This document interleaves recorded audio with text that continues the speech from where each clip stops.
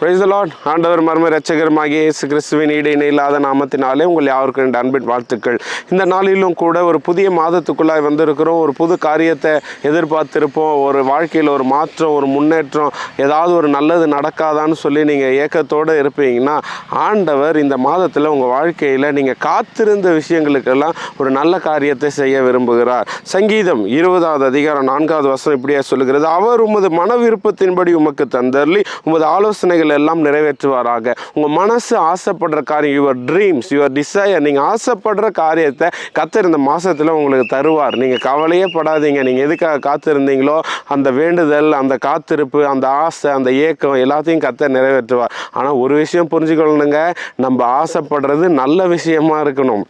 நமக்கு வாழ்க்கையில் ஒரு உயர்வுக்கு ஆசைப்படலாம். ஆண்டவரே என் வாழ்க்கையில் இதை மேன்மையாக்குங்கப்பா, இந்த பிரச்சனையை மாற்றுங்க, இந்த கடனை மாற்றுங்க, இந்த வியாதியை மாற்றுங்க, இந்த சமாதான இன்மையை மாற்றுங்க, இது நம்ம ஆசைப்படலாம். ஆனால் நம்ம மற்றவங்க வாழ்க்கையில் இருக்கிற ஒரு ஆசீர்வாதத்தை ஆசைப்படக்கூடாது.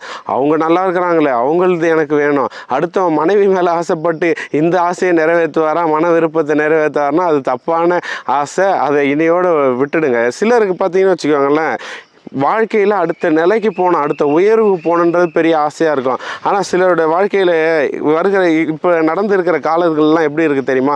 ஒருத்தர் வாழ்ந்தால் ஒருத்தருக்கு பிடிக்க மாட்டேங்குது. ரொம்ப மோசமான உலகம். என்கிட்ட பேசும்போது ஒருத்தர் சொன்னார், அவங்களுக்கு வர வேண்டிய நல்லதை நான் சூனியம் பண்ணி தடுத்து எனக்கு என் வீட்டுக்கு அந்த நல்லதை வர வச்சுப்பேன் அப்படின்னு சொன்னார். எனக்கு வேடிக்கையாக இருந்தது, அதுவும் இல்லாமல் ஆச்சரியமாக இருந்தது. ஏன் இப்படி ஒருத்தவங்களுக்கு நடக்கிறது நல்லதை கூட நடக்கக்கூடாதுன்னு நினைக்கிறீங்களே, அவங்களுக்கு அதை வரவிடாமல் பண்ணி இவங்களுக்கு அது வரணுமா? பாருங்க, இப்படிப்பட்ட ஆசைகள்லாம் கர்த்தர் செவி கொடுக்கறதும் இல்லை, கர்த்தர் அதுக்கு உடன்படுறதும் கிடையாது. அடுத்தவங்களை கஷ்டப்படுத்தி ஒன்று வரணுன்றதுக்கு கர்த்தர் உதவி செய்ய மாட்டார். இன்றைய காலத்தில் சிலருக்கு ஆசை எப்படி இருக்குன்னா, வாழ்க்கையில் நல்லது நடக்கணுன்றது ஒரு பெரும்பான்மையான ஆசை. அடுத்த ஆசீர்வாதத்தை பார்க்கணும், வீடு வசதி எல்லாமே இருக்கணுன்றது. சிலருக்கு எப்படின்னா, நிம்மதியான வாழ்க்கை வாழணும், அதுவே பெரிய ஆசை. மற்றவங்க கிட்டேருந்து தன்னை காப்பாற்றிக்கிறதே பெரிய ஆசையாக மாறிடுச்சு. எப்போ நம்மளை தொல்லை பண்ணாமல் இருந்தால் போதும், நம்மளை நிம்மதியாக இருக்க விட்டால் போதும்.